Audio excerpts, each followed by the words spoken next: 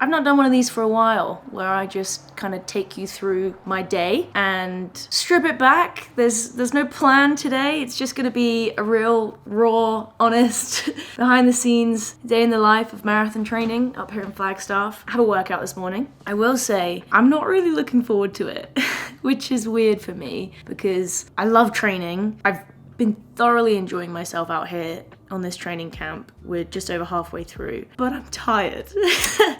And I think that's just marathon training. I was prepared for that. I think in one video I said something along the lines of, I can't wait to be tired and to feel fatigued in marathon training. But I'm looking forward to feeling really, really tired from marathon training. Oh, how wrong I was. This is definitely the most tired I've felt this early into a block. And it's not like we're early into the block, we're sort of almost halfway through, but it's been the last sort of week to 10 days. Not every day, but a lot of the days I felt like I've been kind of carrying fatigue from the previous day into the next day, into the next day, and it's been affecting my performance and my kind of headspace. So we have kind of adapted things a little bit today. I was meant to have a double threshold session, eased off, and we're just gonna do the one session this morning, and then I'll do an easy run this afternoon. And hopefully that's enough to kind of kick things. I have been sleeping a little bit more the last couple days, but yeah, I just wanted to be upfront at the start of the video. If I don't seem my sprightly, excited self, I try to be, but the tiredness is real. Marathon training is no joke. And I also wanted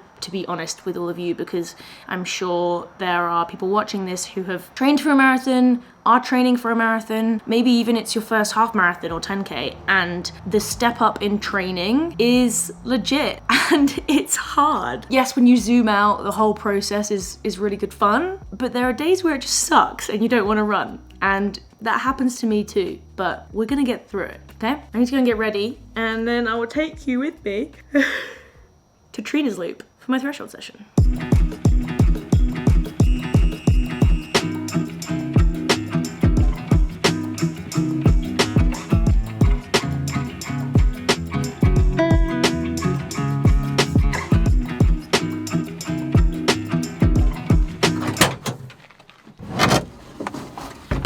Can you do me a favour? Mm. Can you clean my sunglasses for me, please? Yes, ma'am. Can you put them on my face?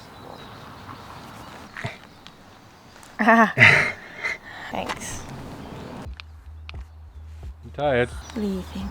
I do try to not like go on about it as well. It's just like when it's just such an overwhelming feeling, it's hard to not just, you know. And then sometimes you walk into it because you ask how I am, and that's all I have to say. I'm tired. But I'm gonna be tired in the last 10K of the marathon, so this is great practice.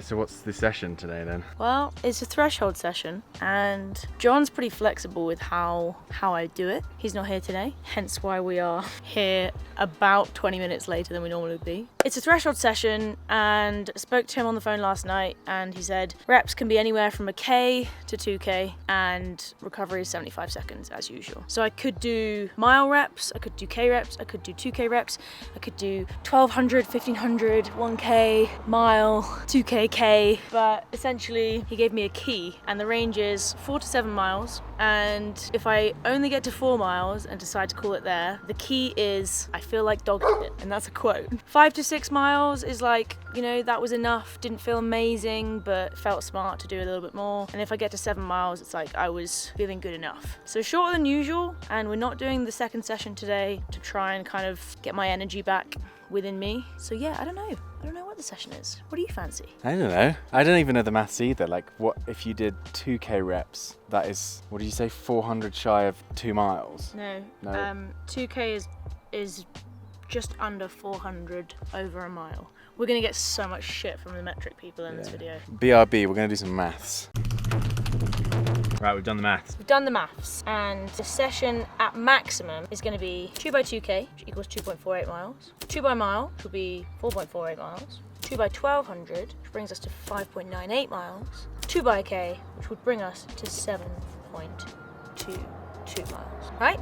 Yep, Yeah. but that's if we get there. If we get there, and then I've gone like just under 400 over 7 miles, which will be fine if I get there. And if I don't, then that's also fine, because it's a big range today, and we are listening to our body, which I find difficult to do. Like, I mean, I can listen to my body and I can know when I'm tired. One of the reasons I have a coach is so that I don't have to make that judgment call, because it's really difficult when you've set out and gone, well, in an ideal world, I'd like to get to 7 miles today. And, you know, if you get to 4 or 5 and you really should stop, I find it really difficult in myself to say, like, okay, the best thing to do is to can this here for the good of recovery for the rest of the week, so I don't dig myself into a bigger hole. It's a lot easier when someone else goes, I think you're done, rather than having to be mature enough to make that call yourself. Is that my job today? We'll share it. Okay.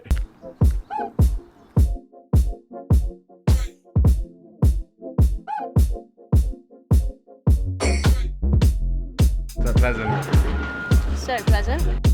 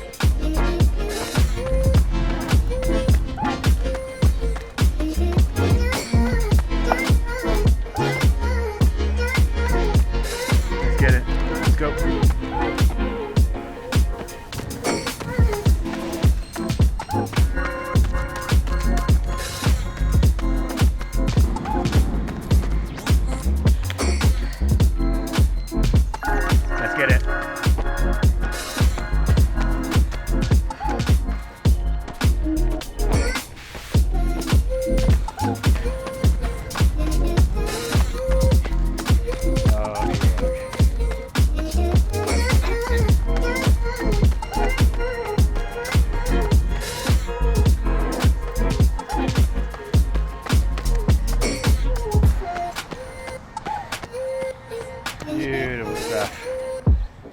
We got to 6, so just lopped off the 2 1Ks at the end. It's so hard because it's like, aerobically I'm there, but my legs are so fatigued that it's like a battle, and mentally I can do it. So one part of me is like, just be tough, push through. This is when I remind myself why my motto is love the grind and like get it done. But then you have to come in with this like sensible voice that's like, well, at what cost? Like, what is an extra 1 mile on this session? Like, is that going to tip me over the red line so that then I have to push the long run back, or I have to cut the long run down because I'm simply not recovering? I have a race next week. It was always about running on tired legs, so that's fine, but I'd rather they were not like as tired as they are today, you know, like a little bit better. And I also have to remember that at this point onwards is the longest I've ever been at altitude. Normally by this point we're packing up our bags, we're going home, 5-6 weeks, thank you very much, off we go. And I don't have that, so it's, you know, it takes longer to recover at altitude. You need to eat more, sleep more, rest more, and those extra hours in the day just don't exist. So it's just, yeah, I think I'm happy with that. I think my sensible brain says, yeah, good call. And like, I stayed consistent throughout the reps, just took a little bit more concentration today to do that.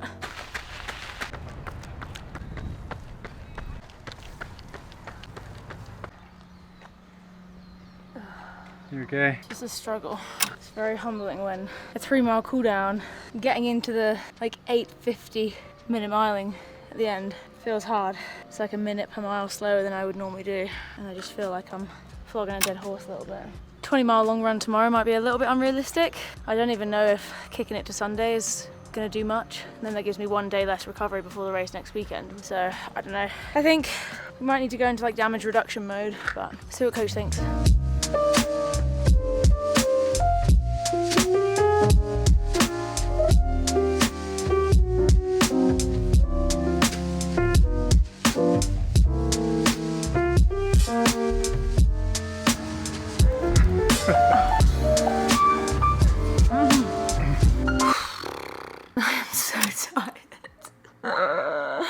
I have to laugh or I'll cry because I just don't know what to do to kind of revive myself right now. It's 12:30. I'm gonna catch up on a little bit of the Olympics. Sitting down and watching something will make me feel probably more tired, which is a good thing because then I'll be able to take a nap on this here couch, which is already calling my name. I'm gonna try and give my coach a call again and just get his POV on the next sort of 24 to 48 hours and what the best plan of attack is, because we keep moving, but I'd like to feel better in the process. It's not about feeling good.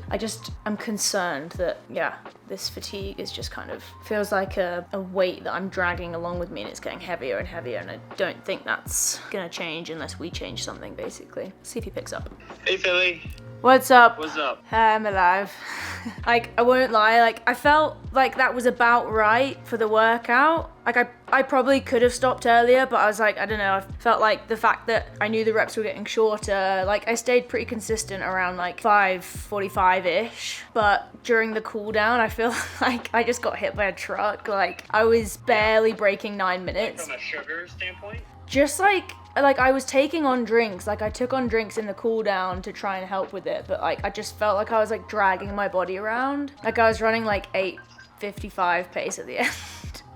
Damn, okay. So I don't know. Sounds like we stopped at the right time for sure. Yeah, I don't know. I just feel a little bit like unsure about doing the long run tomorrow. Yeah, no, I think that sounds good. Like, why don't we just make it super short? Like, obviously your body is super tired, and that's okay. And we just need to, like, just listen to it, to be honest with you. Yeah, let's just go short tomorrow, like medium long run length, I would say 10 to 13, and just give it the recovery that it needs. Okay. How does that sound to you? Yeah, I could do that. I mean, do you think there's value though in like doing medium long but like pushing it to Sunday and like doing something short tomorrow or like taking a day off? Yeah, I'm cool with that if you want.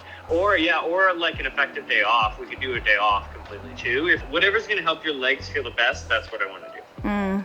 Yeah, I'm wondering whether because at the moment I planned a rest day for next Friday when I travel, but I'm wondering like if I will get more of a benefit from like moving it forward. Why don't we move it forward and just see how it feels? Okay. Okay?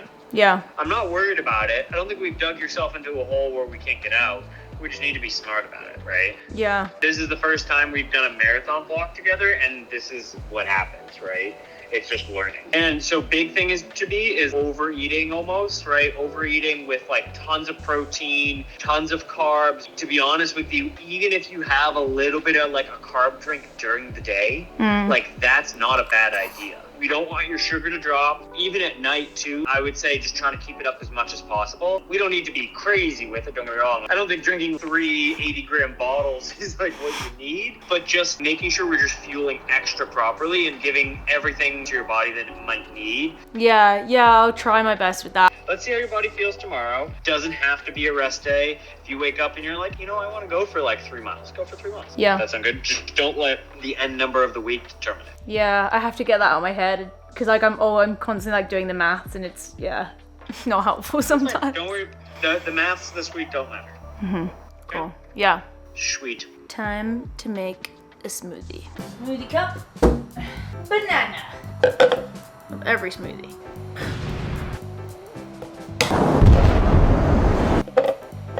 Protein to make her thick. Give me all the calories.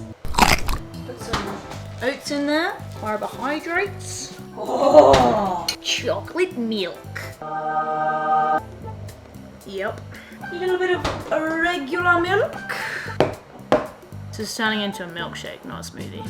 That's no bad thing. Creamy almond butter. Damn, Daniel's been eating a lot of that. Damn, Daniel. How much can I put in? To make her a little bit more sweet and chocolatey, sugary and calorific.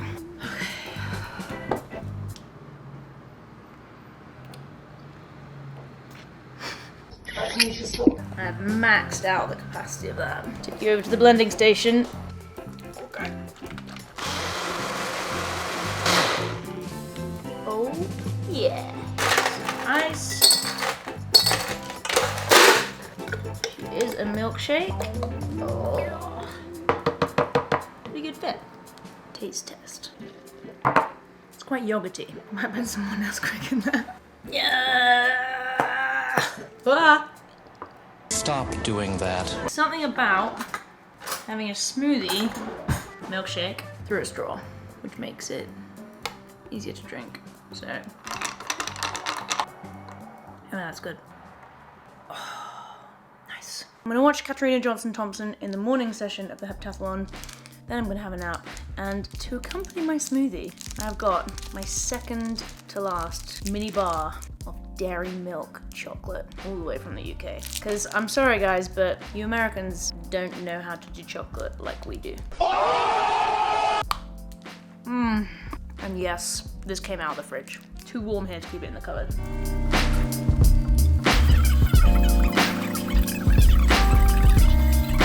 Alright, it's 3:45 p.m. All caught up on the athletics. I feel like I've missed my nap window because I've started getting my second win now and I'm feeling a little bit more alive. I'd rather prioritize a big night of sleep tonight. Motivated by those performances at the Olympics as always. I love watching people celebrate once they've won or medaled or PB'd in the competition. I think it's so wholesome, especially the heptathlon. They're such a tight-knit bunch and everyone looks so happy just to get to the end of that event. Team USA are absolutely crushing it. A little bit gutted for Elliot, missing out on the final. I think he ran a really smart race in the semi and I mean, what a story. If you haven't already, you should go and check out his YouTube channel. Not just because Daniel is his editor, but because he has a really cool story, like getting called up for the Olympics last minute after being snubbed for selection and having to pack up his tent in St. Moritz 6 days out from his heat to go to the Olympics. He did really well under the pressure of it all, and I think it's probably made his year to get the call up. Maybe he'll think he could have done better had he had more prep, had he been put on the team originally, but there you go, these things happen. I just got a delivery, and it's some new shoes because I've been absolutely rinsing through my mileage shoes here. So I've had a few questions from people about which On shoes I'm running in and using in my rotation.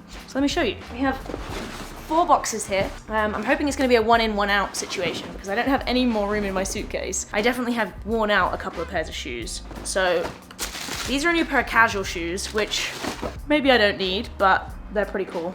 These are from the Zendaya edit, and those are gonna be firmly on my feet with a pair of jean shorts. Then I have the Cloud Stratus. I went for these in black. Technically, they're in metal/wisteria, very fancy colors. They are a mileage shoe, but I'd say they're my second favorite mileage shoe. I wear them for kind of my midweek runs, some of my doubles. I wore them today for warm up and cool down. They're a little bit more minimal than the Max Cushion ones, which I'm gonna show you next. And then these are the Cloud Surfer Next, which I'm not gonna show you because I am making some content about these over on my Instagram channel, so stay tuned for those.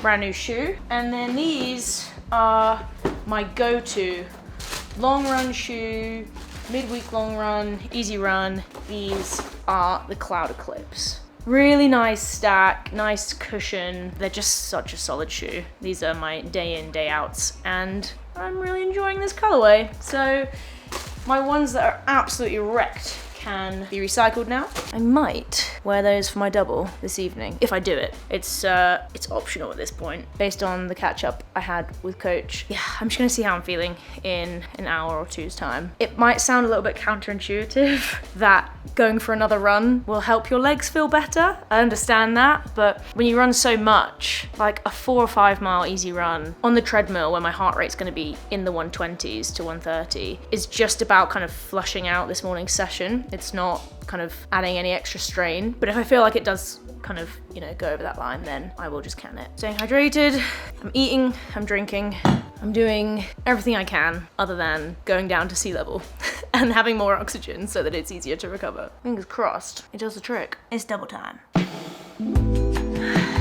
I do not need to run 5 miles. It's okay if I just run for 10 or 20 minutes. This is a shakeout, the purpose of which is just to shake my legs out and not gain any volume. I need to let go of my mileage total for the week, which I have the tendency to get a bit obsessed with, and I'm aware that's a problem. So that's the first step to recovery.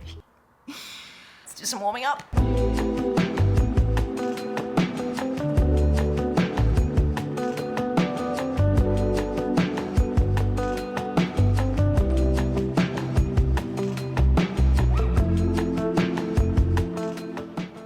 New shoes, so I'm allowed to be on the rug, okay? It's becoming a ritual that I watch some YouTube on my doubles now. This thing means I don't have to run up any hills. It's lovely. What should I watch today? How Olympic sports doping actually works. I think that's going to be a little bit demotivating. I'm good. I'm enjoying the Olympics. I'll just be in denial that some people that are competing are doping. Why Nike is facing its worst performance in years. I might watch that. Okay. And I'm going to be yogging.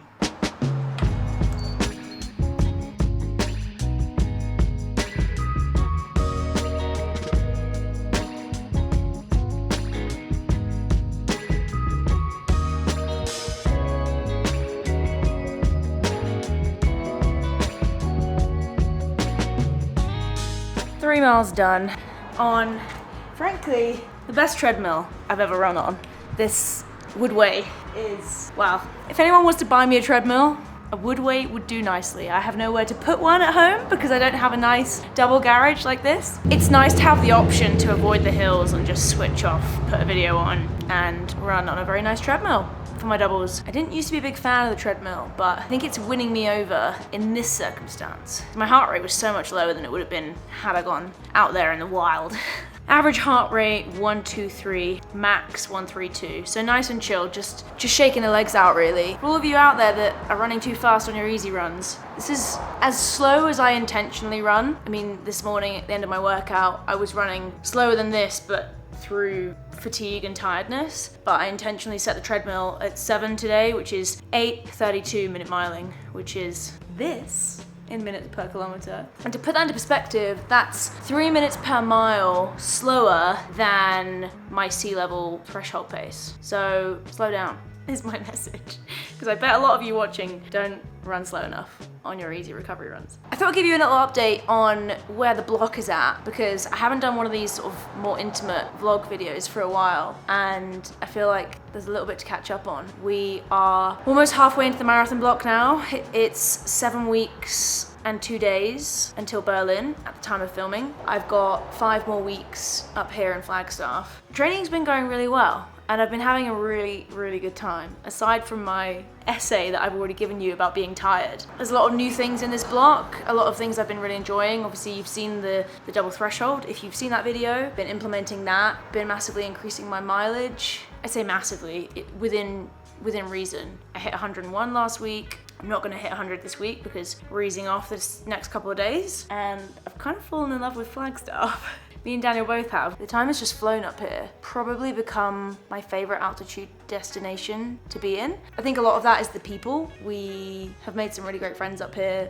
My coach, John, who is also a really good friend, is based up here, and I think that kind of community, just makes us feel at home. The summer is a lot quieter up here because so many people are in France, in Paris for the Olympics, but in the winter and towards the end of the summer, I'm sure, like in the autumn and stuff, maybe the last couple of weeks we're here, it's gonna get a lot busier up here because it's just like one of the running capitals of the US. Probably here and Boulder are, I'd say, 2 of the like big places that people choose to base themselves in terms of getting that altitude hit, and also being surrounded by other runners, which is just really cool. So yeah, I've been enjoying it, and I feel like at this point I'd normally be starting to either worry or put pressure on myself about like what time I'm gonna run come race day, and I haven't done that this time around, and I'm not really thinking about that because I don't see any value in like setting strict goals at this point, because there's still so much work to be done and so much fitness still to be gained. But also I think the way that the track season went, where I let go of chasing times and really immersed myself in the art of racing and the enjoyment of racing, has made me realize that that's the direction I want to go in. Obviously for the marathon you're going to need an idea of the time you want to aim for so that you can try and pace evenly, but I don't think we need to stress about that yet.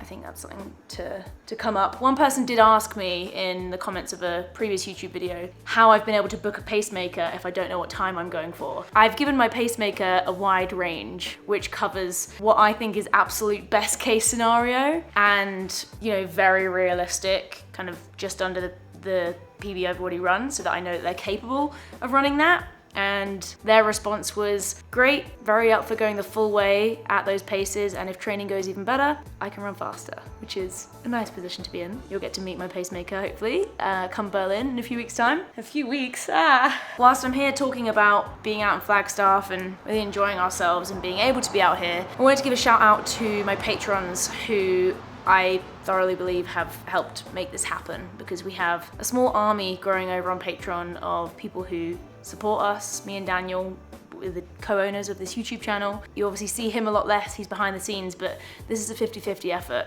and it wouldn't be possible without the support from Patreon, because it legitimately funds some of these trips. It funds the content, you know, that alongside YouTube ad revenue, what we earn from brand deals and the like, makes it possible for us to bring this to you, but also makes it possible for me to level up what I'm doing in my training. I do have a sponsor now, which, as I've discussed in the last videos, kind of on the athlete side of things and in the social media front, but that's new. And I just wanted to say a big thank you to our patrons, because I feel like I haven't verbally done it for a while. I know we have our end screen to shout you guys out, but it means a lot that there are some of you that have been there kind of since the beginning. Just very surreal. And there's a new feature we've been testing over on Patreon recently where we share these videos earlier than they go live on YouTube. So our patrons get to see them a few days early as we have them ready, alongside a bunch of other things that I provide over on there. There's early merch drops, tiered merch discounts, I share training insights, little tidbits, video ideas, the first to